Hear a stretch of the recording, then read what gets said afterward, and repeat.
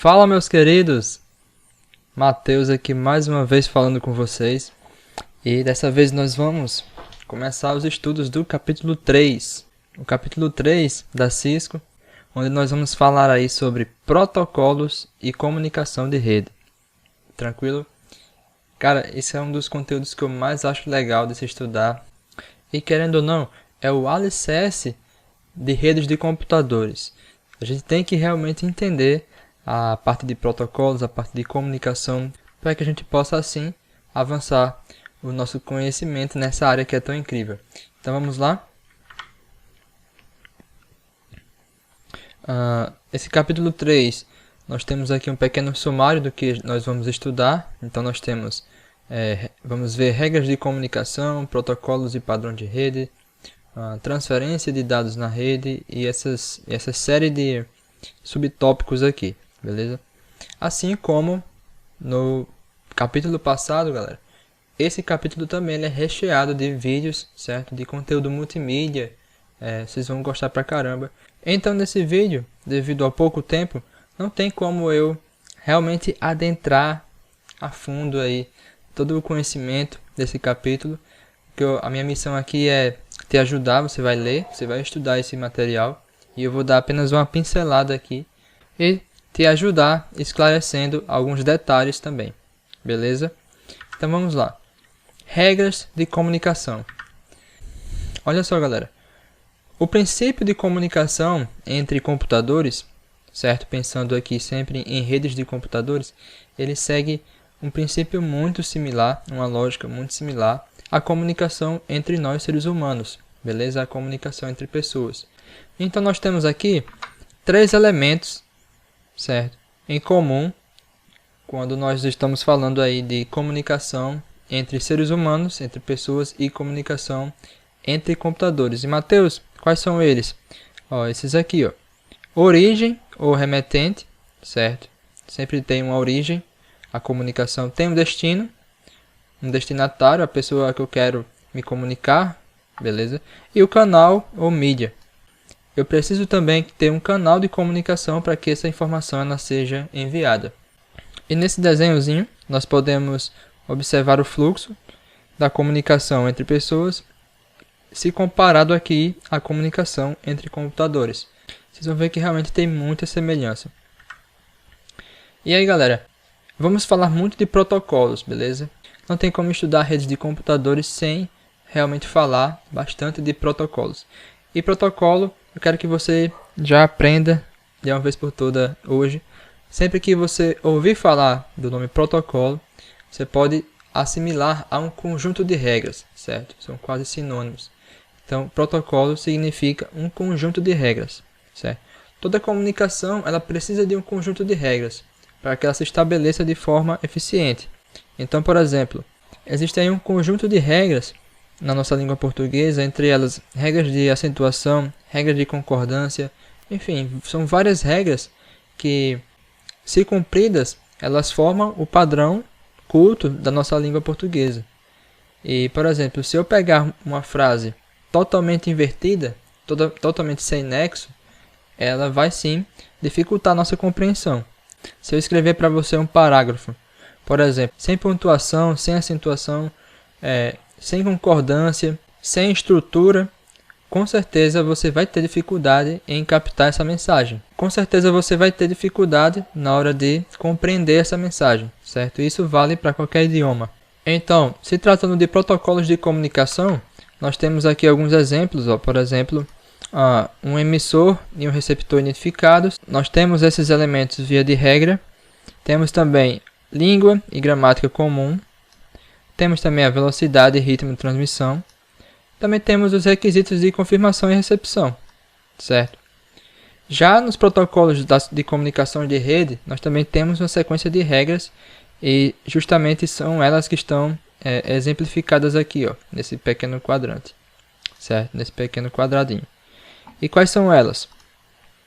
Codificação de mensagens, opções de envio de mensagem, formatação e encapsulamento de mensagem, temporização de mensagem e tamanho também de mensagem, certo? Perceba que tudo tem aí um emaranhado de regras, certo? Protocolos são conjuntos de regras, beleza? Então, seguindo aqui. Então, galera, olha, preste atenção aqui nesse slide agora. Para que a informação ela seja enviada pelos fios, pelo ar também, certo? Que é um meio de transmissão, a gente vai estudar isso depois em mais detalhes.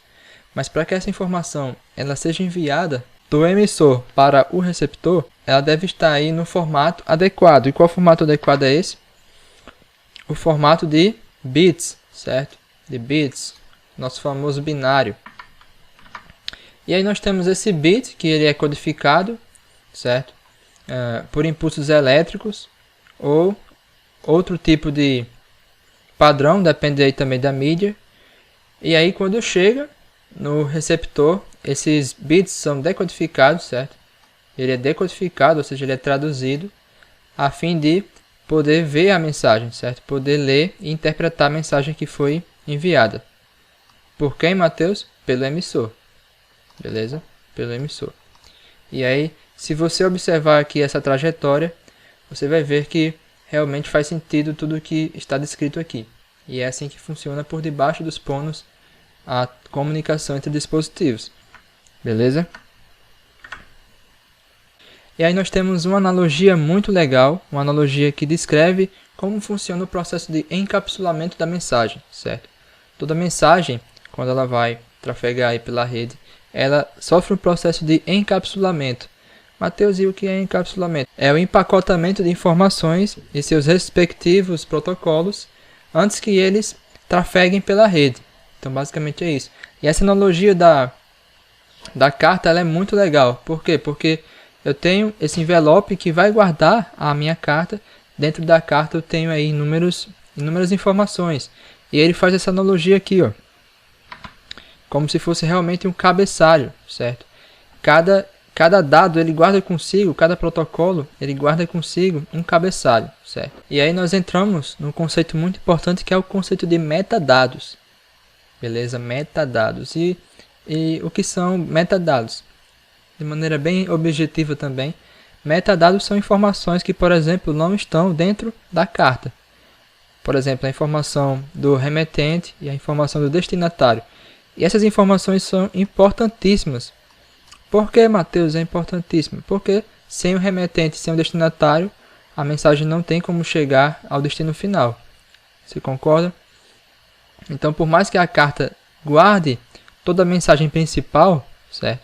Mas sem esse metadado, trazendo aqui para a analogia da carta, sem esse metadado, eu não consigo ter uma comunicação efetiva. E aí isso serve também para redes de computadores. Cada protocolo na comunicação, ele traz também consigo esses metadados, beleza? E se você for estudar um pouco mais a fundo a questão dos metadados, trazendo para o universo da segurança da informação, você vai ver que o metadados realmente é muito importante, porque até em uma foto, quando a gente registra aí uma foto no nosso aparelho, no nosso smartphone, ele também traz consigo ali vários metadados. Se você tiver aí um conhecimento e o software específico, eu consigo aí saber a data que essa imagem foi produzida, até mesmo a geolocalização, para você ver como os metadados são muito importantes. Beleza? E aí, galera, só fazendo um parêntese de alguma coisa que eu lembrei aqui, falando sobre aqueles slides de codificação. E aí, como funciona a comunicação entre nós seres humanos? Nós usamos prioritariamente o A, certo? O meio físico A. Então, para eu me comunicar com outra pessoa, eu preciso falar, certo? Eu preciso fazer uso das minhas cordas vocais, que vão agitar as moléculas de ar, certo? Com a minha informação, essas moléculas vão chegar ao ouvido do destinatário, e aí o cérebro vai fazer o processo de decodificação dessas informações, beleza? Basicamente é assim que funciona a comunicação entre nós seres humanos. E aí, galera, uma coisa muito legal também, muito importante que a gente saiba, é a questão do tamanho das mensagens. E aí, trazendo para nós também, seres humanos, você já pensou se eu começasse a falar aqui várias coisas bem rápido aqui para você e falando coisas de diversos assuntos? Já parou para pensar nisso? Chega um momento que o excesso de informação vai ser tão grande que o seu cérebro ele não vai conseguir processar. Aí você vai dizer, caraca, o que esse cara tá falando aí que eu não tô entendendo nada? Ele tá falando de vários assuntos ao mesmo tempo, de maneira desconexa, rápida. Enfim, nosso cérebro ele precisa de um tempo, certo? De um tempo hábil para poder processar as informações. E também com computação em redes de computadores funciona da mesma forma. Existe um tamanho limitado de quadros, certo? Então, se a mensagem ela for muito grande e extrapolar esse limite, essas informações elas são divididas, certo? São divididas até chegar no computador do destino e ele fazer o processo de reconstrução dessas mensagens. Também tem a questão de temporização, certo? A temporização da mensagem é muito legal. A gente vai ver também os protocolos de controle de fluxo, né, no futuro. Tempo de resposta, tudo isso é muito importante para quê? Lembrando que tudo que a gente estuda é para melhorar a nossa comunicação. A comunicação em redes de computadores, sempre fazendo analogia à nossa comunicação enquanto seres humanos, beleza? Então, temporização é muito importante. Não adianta nada eu falar enquanto o meu colega também está falando ao mesmo tempo.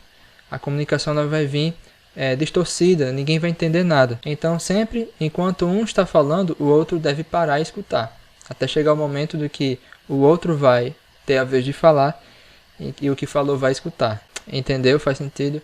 Então, por isso que a temporização na troca de mensagens ela é tão importante. E aí, galera, olha, presta atenção aqui. Vou até me ajeitar aqui na cadeira para falar sobre isso aí, que é muito importante. Unicast, multicast e broadcast, beleza? Esses são conceitos importantíssimos também em redes de computadores. E olha só que lindo. Unicast, o que significa unicast? Unicast, galera, é quando eu tenho uma origem e eu quero me comunicar exclusivamente com um destinatário, certo? Então você vê aqui na analogia aqui da redezinha, eu tenho uma origem e ele se comunica apenas com esse computador. Então é unicast, é de 1 para 1, certo? É como em uma chamada telefônica, eu quero ligar especificamente, quero falar especificamente com uma pessoa, beleza? Já no multicast, eu tenho uma comunicação com pessoas específicas, certo? Ó, aqui nessa analogia aqui da redezinha, o computador de origem ele vai se comunicar apenas com essa máquina e essa máquina aqui, tranquilo? Então no multicast nós podemos fazer aí, dar um exemplo da TV, certo? Um programa de TV, uma estação de rádio. Para que eu escute essa estação eu tenho que ir lá, sintonizar na rádio e ouvir, certo? Então é um número X de pessoas, apenas as pessoas que querem esse conteúdo vão receber essa informação, beleza? Enquanto que no broadcast eu tenho um único emissor e ele vai transmitir aí para todo mundo, certo? Todo mundo da minha rede nesse caso. Ou poderia ser um professor que fala para todos os alunos da sala, certo? A minha comunicação ela é geral, ela é para todos os alunos da sala. Ficou claro isso? Então nós temos aí o unicast, que é para uma pessoa específica. Tem o multicast, que são pessoas limitadas, certo?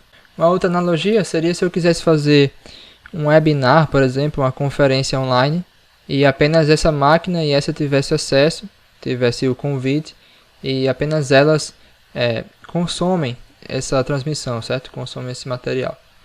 E o broadcast, que é a comunicação para todo mundo, certo? Em broadcast. E aí existem alguns protocolos bem comuns, certo? Provavelmente você já deve ter escutado falar deles. Nossos queridinhos HTTP, um dos protocolos base aí da web. E o protocolo de transmissão, o famoso TCP e o IP, beleza? O Internet Protocol. Então nós temos esse exemplozinho aqui, ó, onde o rapaz ele envia a mensagem usando o cabeçalho IPv4 e aí ele passa por todos os roteadores até chegar nesse servidor que vai aceitar a mensagem porque ele entende esse cabeçalho, ele entende o IPv4, beleza? Onde nós temos aí o nossa famosa pilha de protocolos, o modelo TCP/IP. Nós temos aqui uma camadazinha de aplicação, camada de transporte, camada de internet e de acesso à rede, beleza? E dentro de cada camadazinha dessa, nós temos um conjunto de protocolos, beleza? Ele deu aqui alguns exemplos de protocolos e onde que eles atuam, certo? Em qual camada que eles atuam. Nós temos o protocolo IP, temos o protocolo TCP na camada de transporte, o HTTP na aplicação. Calma que isso aqui a gente vai entender bem também ao longo do nosso estudo. E também o protocolo Ethernet, beleza? Então, olha só. O cliente ele quer se comunicar com esse servidor web aqui, beleza? E para que essa comunicação seja realizada com sucesso, eu tenho o envolvimento aí desses 4 protocolos lindos e maravilhosos. Tranquilo? Cada um exercendo um papel importante nessa comunicação. O HTTP é o protocolo comum que rege a maneira como o servidor web e o cliente interagem na web, beleza? O TCP é o protocolo que faz o transporte e gerencia as conversas individuais. O IP é o protocolo que encapsula os segmentos TCP, beleza? E atribui os endereços, entrega o host de destino. E o Ethernet que permite a comunicação por um enlace de dados. E o mais importante, faz a transferência, certo? A transmissão física dos dados na mídia de rede.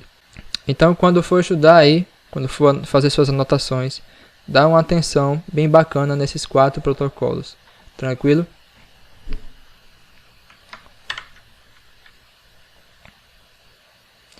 E aí nesse slide ele faz aqui mais uma referência legal ao modelo TCP/IP, beleza?